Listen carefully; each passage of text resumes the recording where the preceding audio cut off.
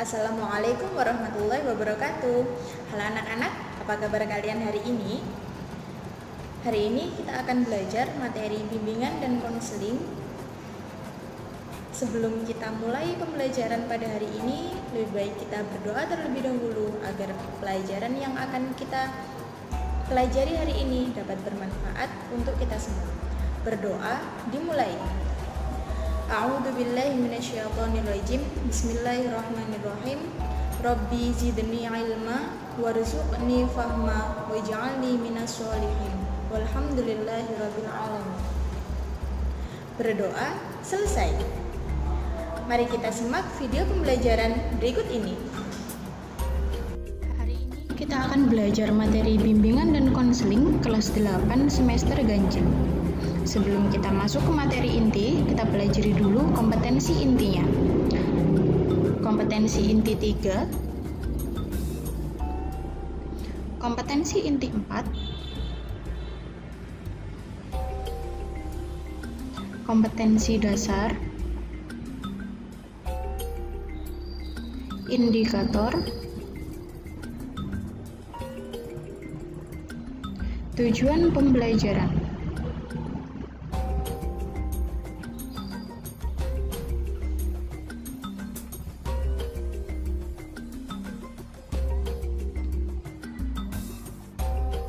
Nah, hari ini kita akan belajar tentang bahaya nabza. Apa sih yang dimaksud dengan nabza itu? Nabza adalah zat adiktif yang mempengaruhi kondisi kejiwaan atau psikologi seseorang, baik itu pikiran, perasaan, maupun perilaku, serta dapat menimbulkan ketergantungan fisik maupun psikologi. Pengertian menurut ahli, menurut Hawari, nabza merupakan singkatan dari narkotika, alkohol, psikotropika, dan zat adiktif. Termasuk dalam nabza adalah obat perangsang, obat penenang, obat penghilang rasa sakit, yang dapat menciptakan ilusi atau psikotropika, dan zat-zat yang tidak termasuk obat namun dapat disalahgunakan seperti alkohol, atau zat yang bisa dihirup seperti bensin, lem, thinner, dan lain-lainnya. Kemudian menurut Davison dan Neale menjelaskan bahwa pengaruh alkohol dalam tubuh terkait dengan interaksinya dengan beberapa sistem syaraf dalam tubuh. Alkohol juga dapat menaikkan tingkat serotonin dan dopamin, sehingga hal-hal ini dapat menimbulkan efek menyenangkan yang bisa dirasakan oleh seseorang. Menurut Budiarta, nabza merupakan zat atau obat yang berasal dari tanaman baik sintetis maupun semi-sintetis yang dapat menyebabkan penurunan atau perubahan kesadaran, hilangnya rasa, mengurangi bahkan menghilangkan rasa nyeri, dan dapat menimbulkan ketergantungan. Menurut Undang-Undang Nomor 35 Tahun 2009 tentang narkotika, narkotika merupakan zat yang tergolong opioid, ganja, kokain, dan amfetamin. Kemudian yang tergolong dalam alkohol adalah minuman yang mengandung etanol atau etil alkohol, yaitu whisky, vodka, arak, ciu, dan lain-lain. Yang termasuk dalam zat psikotropik, yaitu obat penenang, biasanya jenisnya diazepam, bromazepam, obat tidur atau nitrazepam, estazolam, antipsikotik, dan antidepresan. Kemudian zat adiktif terkandung dalam tembakau, kopi, teh, dan thinner. Jenis-jenis nabza, yaitu yang pertama adalah narkotika. Narkotika dibagi menjadi 3 golongan, yaitu golongan pertama ialah narkotika yang dapat digunakan untuk tujuan pengembangan ilmu pengetahuan dan juga tidak digunakan dalam ilmu terapi, serta mempunyai potensi sangat tinggi yang mengakibatkan ketergantungan.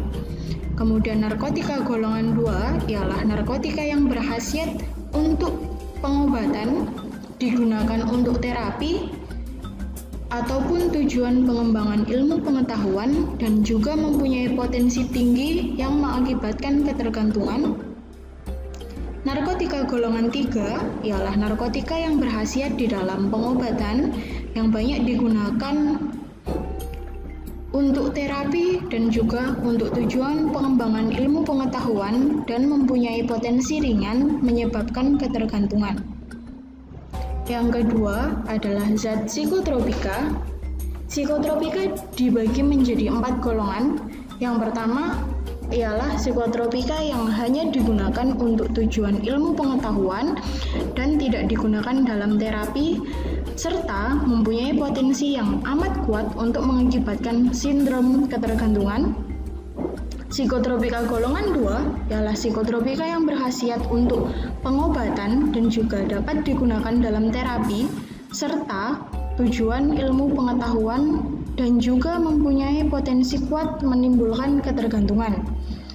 Psikotropika golongan 3 ialah psikotropika yang berkhasiat dalam pengobatan dan banyak digunakan dalam terapi, serta tujuan ilmu pengetahuan yang juga mempunyai potensi sedang menyebabkan ketergantungan. Psikotropika golongan 4 ialah psikotropika yang mempunyai khasiat dalam pengobatan dan juga sangat luas digunakan dalam terapi, serta untuk tujuan ilmu pengetahuan dan mempunyai potensi ringan mengakibatkan ketergantungan. Yang ketiga adalah zat adiktif. Zat adiktif ialah penghantar untuk dapat memasuki dunia penyalahgunaan narkoba. Zat adiktif yang akrab dalam masyarakat adalah nikotin dalam merokok serta etanol dalam minuman beralkohol dan juga pelarut lain yang mudah untuk menguap seperti aseton, tiner, dan sebagainya. Minuman beralkohol tersebut dibagi menjadi 3 kelompok sesuai dengan kadar alkoholnya ialah sebagai berikut. Yang pertama, golongan A ialah minuman beralkohol dengan kadar etanol 1-5%. Golongan B ialah minuman beralkohol dengan kadar etanol 5-20%. Golongan C ialah minuman beralkohol dengan kadar etanol 20-55%. Yang keempat adalah morfin. Morfin diperkenalkan pada sekitar Perang Sipil Amerika Serikat. Morfin turunan opium yang kuat digunakan secara bebas untuk mengurangi rasa sakit akibat terluka. Ketergantungan fisiologis pada morfin dikenal sebagai penyakit tentara. Hanya ada sedikit stigma yang dilekatkan pada ketergantungan hingga saat morfin menjadi zat yang dilarang. Kelima adalah heroin. Heroin adalah opiat yang paling luas digunakan, merupakan depresan yang kuat yang dapat menciptakan euforia yang cepat. Penggunaan heroin menyatakan bahwa heroin sangat nikmat sehingga dapat menghilangkan segala pikiran tentang makanan atau seks. Heroin biasanya disuntikkan baik secara langsung di bawah kulit atau skin popping atau pada vena, main lining. Nah, dampak positif yang langsung terjadi ada aliran yang cepat, berlangsung selama 5 hingga 15 menit, serta kondisi kepuasan, euforia, dan bahagia yang berlangsung selama 3 hingga 5 jam. Nah, dalam kondisi ini, semua dorongan positif tampak terpuaskan. Semua perasaan negatif seperti rasa bersalah, tegang, dan kecemasan dengan penggunaan yang panjang dapat berkembang menjadi adiksi atau ketergantungan. Heroin adalah depresan yang memiliki dampak kimiawi tidak secara langsung menstimulasi perilaku kriminal atau agresif. Faktor penyebab penyalahgunaan nafsa. Yang pertama, ada faktor internal. Faktor internal ini berasal dari 3 lingkungan, yaitu lingkungan keluarga, ekonomi, dan dari kepribadian individu tersebut. Dari keluarga, jika hubungan dengan keluarga kurang harmonis atau bahkan mengalami broken home, maka seseorang akan sangat mudah merasa putus asa dan frustasi. Akibat jauh dari orang tua, sehingga mencari kompensasi di luar rumah. Ketika salah pergaulan, maka dia bisa mengkonsumsi narkoba. Kemudian ekonomi, kesulitan mencari pekerjaan dapat menimbulkan keinginan untuk bekerja menjadi pengedar narkoba. Seseorang yang ekonominya cukup mampu tetapi kurang perhatian yang cukup dari keluarga atau masuk dalam lingkungan yang salah lebih mudah terjerumus menjadi pengguna narkoba. Kepribadian, apabila kepribadian seseorang labil, kurang baik, dan mudah dipengaruhi orang lain, maka lebih mudah terjerumus ke jurang narkoba. Kemudian faktor eksternal, faktor yang paling besar mempengaruhi seseorang itu adalah faktor pergaulan. Teman sebaya mempunyai pengaruh cukup kuat bagi terjerumusnya seseorang ke lembah narkoba. Biasanya berawal dari ikut-ikutan, coba-coba, tetapi bisa menjadi kecanduan atau adiksi. Sosial masyarakat, lingkungan masyarakat yang baik dan terkontrol akan memiliki organisasi yang baik untuk pencegahan terjadinya penyalahgunaan narkoba. Tetapi begitu juga sebaliknya, jika lingkungan sosial masyarakat itu kurang mendukung, maka seseorang akan mudah terjerumus pada penyalahgunaan narkoba.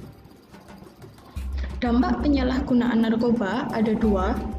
Dampak negatif ini dibagi menjadi beberapa, yaitu dampak kepada fisik, biasanya terjadi pada gangguan sistem syaraf atau neurologis seperti kejang-kejang, halusinasi, gangguan kesadaran, kerusakan syaraf tepi, gangguan pada jantung dan pembuluh darah atau kardiovaskuler seperti infeksi akut otot jantung, gangguan peredaran darah, gangguan pada kulit atau dermatologis seperti penanahan atau abses, alergi, dan eksim, gangguan pada paru-paru atau pulmoner seperti penekanan fungsi pernafasan, kesukaran bernafas, pengerasan jaringan paru-paru, sering sakit kepala, mual-mual dan muntah, diare, suhu tubuh meningkat drastis, pengecilan hati, dan sulit tidur, dan lain sebagainya.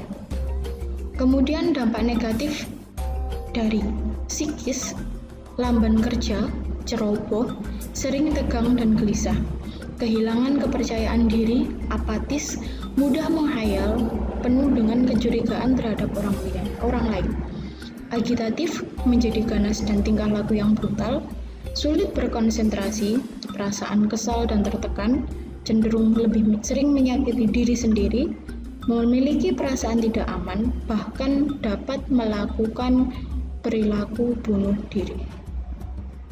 Kemudian dampak negatif dari sosial dapat menyebabkan gangguan mental, antisosial, dan asusila, bisa dikucilkan oleh lingkungan, merepotkan dan menjadi beban keluarga, pendidikan menjadi terganggu.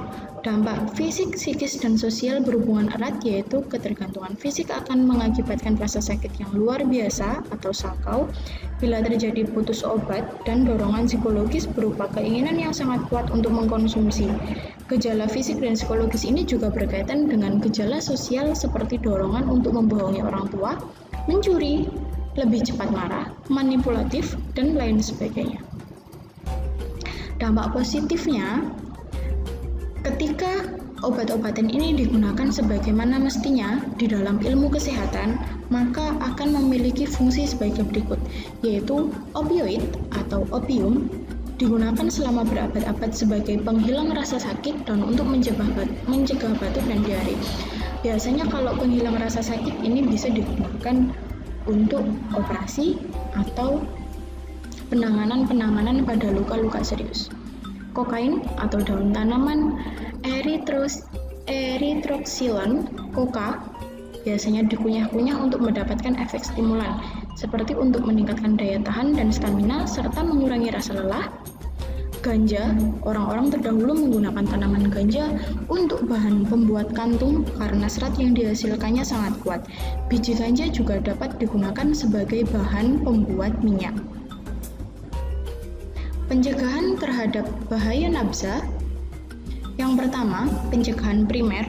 Upaya pencegahan yang dilakukan sebelum penyalahgunaan terjadi dan biasanya dalam bentuk pendidikan, kampanye, atau penyebaran pengetahuan mengenai bahaya narkoba, serta pendekatan dalam keluarga, dan lain-lain. Cara ini bisa dilakukan oleh berbagai kelompok masyarakat dimanapun seperti sekolah, tempat tinggal, tempat kerja, dan tempat-tempat umum. 2. Pencegahan sekunder dilakukan pada saat penggunaan sudah terjadi dan diperlukan upaya penyembuhan atau treatment. Cara ini biasanya ditangani oleh lembaga profesional di bidangnya, yaitu lembaga medis seperti klinik, rumah sakit, dan dokter. Tahap pencegahan sekunder meliputi tahap penerimaan awal dengan melakukan pemeriksaan fisik dan mental, dan tahap detoksikasi dan terapi komplikasi medik dilakukan dengan cara pengurangan ketergantungan bahan-bahan adiktif secara bertahap. Pencegahan tersier, upaya yang dilakukan untuk merehabilitas mereka yang sudah memakai dan dalam proses penyembuhan. Upaya ini dilakukan cukup lama oleh lembaga, khususnya seperti klinik rehabilitasi dan kelompok masyarakat yang dibentuk khusus atau kelompok terapi. Tahap ini dibagi menjadi 2 bagian, yaitu fase stabilitasi yang berfungsi untuk mempersiapkan pengguna kembali ke masyarakat, dan fase sosial dalam masyarakat agar mantan penyalahguna narkoba mampu mengembangkan kehidupan yang bermakna di masyarakat. Tugas rumah, silahkan kalian jelaskan cara pengobatan atau penanganan dan pencegahan orang-orang yang sudah kecanduan nafsa. Ingat, semangat belajar, dan terima kasih. Oke anak-anak, apakah kalian sudah paham tentang materi yang sudah diberikan? Kalau ada pertanyaan, silahkan tanya di kolom komentar ya. Jangan lupa tetap jaga kesehatan, tetap semangat belajar. Dan sebelum kita akhiri video pembelajaran hari ini, kita tutup dengan doa agar pembelajaran hari ini bisa bermanfaat untuk kita semua.